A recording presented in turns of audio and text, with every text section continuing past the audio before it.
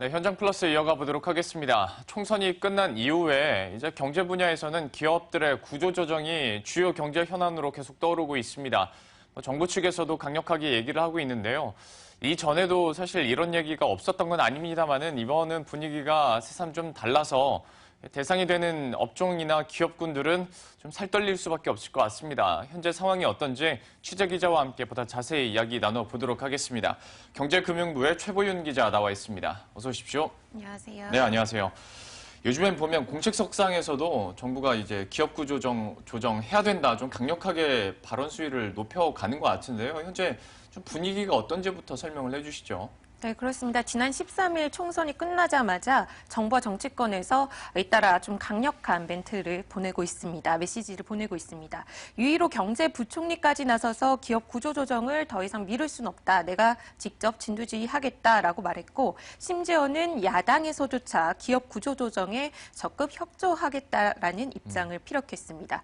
경기 침체가 길어지면서 빚만 쌓여가는 부실 기업을 더 이상 두고만 볼 수 없다는 공감대가 빠르게 확산되고 있는 겁니다. 이제는 그러니까 이제 여야, 정부 이걸 떠나서 더 이상 그냥 두고 볼 수만은 없는 지경까지 이르렀다고 우리가 해석을 해야 될 것 같은데요. 예전에도 한번 염현석 기자와 얘기를 했습니다만은 아무래도 기업 구조조정 얘기하면 조선이나 해운업체가 가장 먼저 떠오르기도 하고 또 대상이 될 것 같습니다. 그중에서 이제 아무래도 1순위로 꼽히는 것이 현대상선일 텐데요. 좀 어떤가요? 네, 그렇습니다. 유일호 경제부총리가 기업 구조조정이 시급하다고 강조하면서 그중에서도 현대상선이 가장 걱정이다라고 꼽아서 얘기했습니다.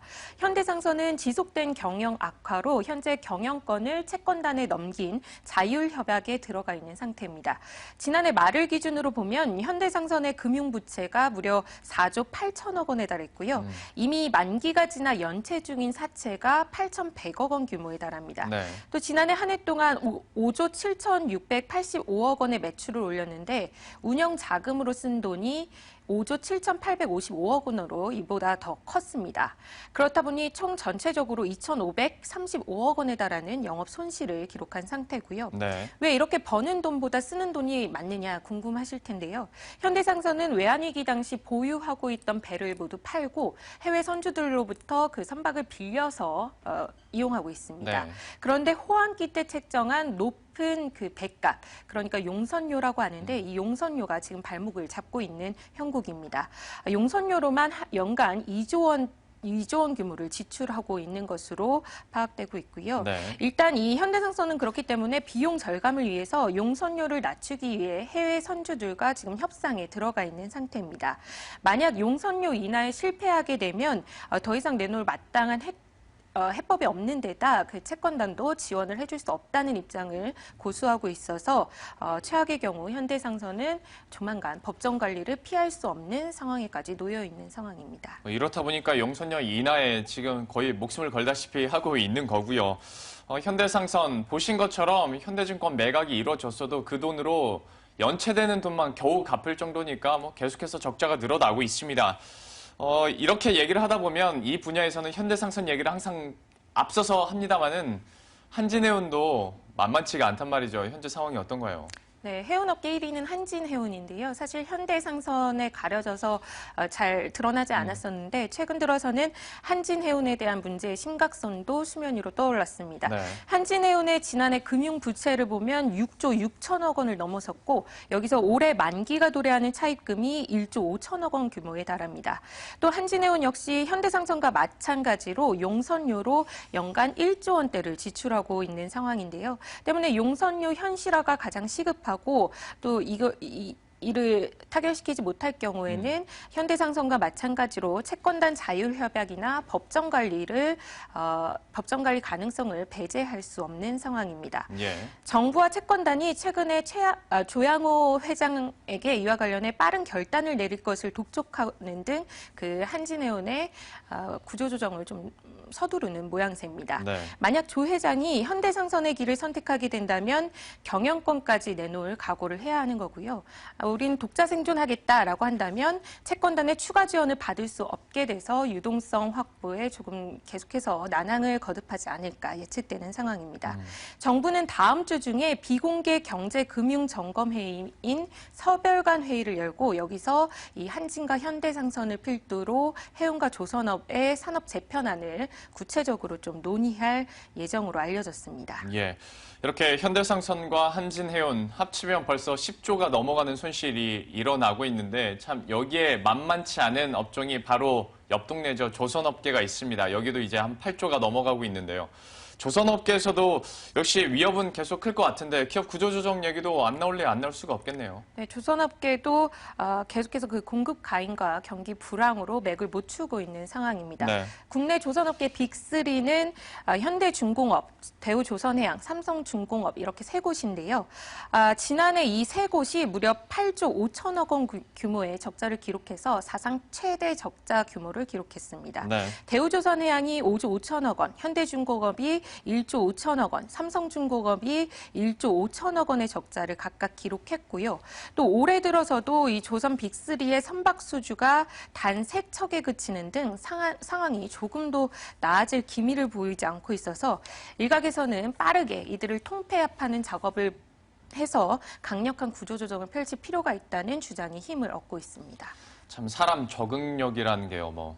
조 단위로 계속 손실을 보다 보니까 그리고 5조, 6조 얘기가 나온다 보니까 이제 현대중공업, 삼성중공업 1조 손실은 그렇게 크게 느껴지지도 않을 정도인데 조라는 것 자체가 우리가 정말 개념에만 있는 거지 이렇게 실체화시킬 수 없을 정도로 너무나도 큰 금액이고요. 이것이 눈덩이처럼 계속 불어나고 있는 상황입니다. 그런데 이제 이 대목에서 아마 많은 분들이 궁금하실 게 사실 조 단위의 손실이 올해만 그리고 지난해만 있었던 것이 아니라 계속 좀 있어 왔던 거잖아요. 그런데 왜 하필 지금에서야 기업 구조조정이 이렇게 적극적으로 얘기가 나올까라는 의문도 조금은 드실 것 같은데요. 어디서 찾아볼 수 있을까요? 기업 구조조정, 특히 이 해운이나 조선 같은 대표 기간 산업을 구조조정하기 위해서는 대량의 일자리를 포기해야 하는 부분이 있습니다. 네. 일자리 상실이 우려되기 때문에 이 부분에서 많은 이해관계가 얽힐 수밖에 없고 그렇기 때문에 구조조정이 순탄치 않은 측면이 있는데요. 그 조선과 해운업계를 합하면 일자리가 수만 개에 달하고요. 그 지역 경제와도 바로 직결돼 있기 때문에 일자리를 잃게 되면 사람들이 소비를 줄이게 되고 네. 그렇게 되면은 우리 경제 전체적으로 전반적으로 안 좋게 되겠죠. 그렇기 때문에 쉽사리 부실 기업을 청산할 수 없는 문제에 부딪히게 되고 그렇다 보니 지속적으로 이렇게 부실이 나고 있는 해운과 조선업에 수조 원대의 정책 자금을 쏟아부을 수밖에 없는 상황이 지속되고 있는 겁니다. 네. 또 이렇게 정책 자금이 대거 들어가다 보니까 이런 기업을 청산하려면 결국에 돈의 주인인 국민이죠. 국민들의 그 사회적 합의를 이끌어야 하기 때문에 더 쉽지 않은 부분이 있습니다. 지역 경제 자체가 크게 흔들릴 수도 있는 문제고 또 이거를 굳이 또 정치권과 한번 맞물리자면 시기가 참 어느 때 하기도 적당치가 않습니다. 대통령이 당선되고 나서 하기도 그런 거고 총선 앞두고 하기도 그런 거고 그러다 보니까 이제 총선까지 마무리된 지금 시점에서 다시 한번 기업 구조조정 얘기도 더 강력하게 나오는 것 같은데요. 그런데 이제 많은 분들이 또 하나 걱정하는 것이 이제 빈수레가 요란하다. 지금까지 기업 구조조정 얘기 안 나온 것도 아니고 또 흐지부지 되는 거 아니냐. 사실 해운이나 조선업 같은 경우에 워낙 규모가 크지 않습니까? 그러니까 이걸 한꺼번에 뒤집어 엎기도 쉽지 않을 거다라는 얘기도 많이 있던데요. 좀 어떤가요, 상황은? 네, 앞서 얘기 드렸듯이 야당에서도 좀 긍정적인 반응을 보여오면서 기업 구조조정이 이번에는 좀 속도감 있게 추진되지 않겠느냐라는 기대가 있는 것도 사실입니다. 네. 다만 이 야당에서 기업 구조조정에 동의를 하면서도 전제 조건으로 그 일자리 부분을 좀 보장을 해야 한다. 이런 안전장치를 마련해야만 구조조정을 추진할 수 있다라는 전제 조건을 달았기 때문에 이번에도 이 양날의 검 같은 거거든요. 네. 일자리와 구조조정 두 가지를 동시에 추진할 수 있는 방안을 마련하기가 쉽지 않은 문제이기 때문에 이번에도 결국에는 결과적으로 기업 구조조정이 실익 없이 공회전만 계속하는 것 아니냐 이런 우려의 목소리도 나오고 있습니다. 근데 저는 여기서 약간 이해가 안 가요. 그러니까 기업 구조조정과 일자리 유지라는 게 이게 말이 자체가 안 되는 거잖아요. 기업 구조 조정은 일자리를 어쨌거나 줄이겠다는 거고 일자리를 유지한다는 건 지금 현상대로 가겠다는 건데 이게 가능할지도 좀 궁금해지고요. 산업계에서는 또 이 정치권의 이런 발언들을 어떻게 받아들이고 있을지도 좀 궁금하네요. 네, 산업계는 하루하루 살얼음판을 걸을 수밖에 없는 상황인데요. 특히 그 조선과 해운업계에서는 그동안 정부 방침에 따라서 자구 계획을 세우고 그 유동성 확보를 위해서 자산을 매각하는 등 여러 가지 좀 추진해오는 내용들이 있었습니다. 그래서 이렇게 경영 정상화에 매진해오는 과정에서 계속해서 여기저기서 뭐 법정 관리에 들어갈 것이다 내지는 통폐합 작업이 좀 거칠게 이루어질 것이다 이런 이야기들이 들려오면서 좀 내부적으로 좀 혼란이 지속되고 있는 분위기입니다. 또 조선과 해운업계뿐만 아니라 올해는 그 어느 해보다 좀 강력한 구조조정이 예고되고 있기도 합니다. 금융당국이 지속해서 올해 그 신용위험 평가 대상 기업을 늘리는 등 기업 구조조정 대상 기업 선정 작업을 좀 더 강력하게 추진하겠다라는 입장을 밝혀왔는데요. 앞서 금융감독원은 지난주 금융기관의 빚이 많아서 관리감독이 필요하다라고 판단이 되는 주채무 계열 선정 작업을 마치면서 본격적인 기업 구조조정에 신호탄을 쏘아 올린 바 있습니다. 네. 현재 그 채권 금융기관들이 해당 기업들에 대한 재무구조 평가에 들어갔고 채권은행들은 이와 별개로 또 대기업들에 대한 신용위험 평가에 착수한 단계입니다. 평가가 마무리되면 7월쯤에 구조조정 대상이 되는 대기업 명단이 나올 예정이고요. 이후에는 중소기업에 대한 신용위험 평가에도 착수합니다. 진홍석 금융감독원장은 얼마 전에 은행장들을 소집해서 아주 단단히 당부하기도 했습니다. 네. 지금 부실 위험이 크니까 좀 선제적으로 기업 구조조정을 좀 강력하게 해달라 이런 주문을 한 건데요. 특히 이 과정에서 진 원장은 구조조정 과정에서 그룹의 오너들이 총수들이 자신의 이속만 챙기는 그러니까 그룹의 지배력은 유지하면서 네. 부실 계열사들만 잘라내는 꼬리 자르기를 더 이상 해서는 안 된다라면서 산업계에도 강력한 경고의 메시지를 날리기도 했습니다. 예. 그 주채무 계열 선정에 대해서 얘기가 나왔으니까 말인데요. 이 부분에 대해서도 최부윤 기자가 이전에 한번 취재를 했었죠. 예, 그렇습니다. 예, 그렇다면 그때 당시로 제가 기억하기에 이제 올 하반기 되면 좀 더 윤곽이 드러나고 기업 구조조정 얘기도 더 실체화될 것이다라는 얘기를 들었었는데 실제로 분위기 자체가 올 하반기부터는 기업 구조조정, 뭐 기대라는 단어를 쓰긴 좀 그렇습니다만은 실제적인 움직임이나 액션이 있을 것으로 보여지나요? 그 주채무 계열이라는 것은 이제 금융기관에서 빌린 돈이 일정 금액 이상이 되는 기업들을 꼽아가지고 네. 좀 관리 감독을 강화하겠다는 취지로 도입된 겁니다. 네. 그래서 올해 주채무 계열 선정 작업은 지난주에 마무리가 됐고요. 예. 39개 기업이 선정이 됐는데 그 기업들에 대해서는 이제 금융기관들이 가진 빚들이 좀 회수 가능할지 이런 네. 부분들을 철저하게 지금 따져보고 있는 과정이고요. 예. 말씀드린 대로 대기업에 대한 또 신용위험 평가가 진행되고 있는데 네.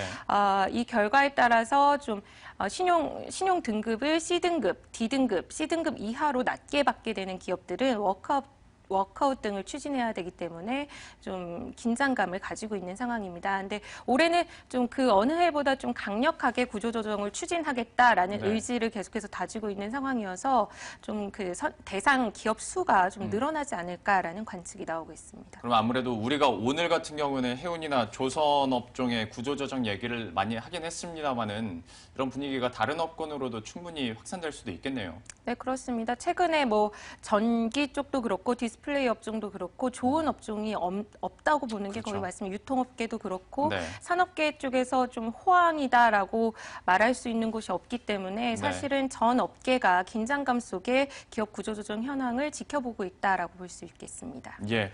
우리가 어떤 업종 현황이나 기업 내 상황을 속속 알 수는 없겠지만 정부 측에서 내놓고 있는 뭐 주채무 계열 선정 작업이랄지 아니면 각 대기업들의 신용 등급 평가 하향 조정을 통해서 과연 기업 구조 조정이 어떤 업황에 집중될지 그리고 어떤 기업들에 또 이렇게 확산이 될지도 우리가 어느 정도는 감안할 수 있을 것 같은데요. 참 올 하반기 흐름도 우리가 때문에 예의주시해야 될 것 같습니다. 지금까지 경제금융부의 최부윤 기자와 함께했습니다. 고맙습니다.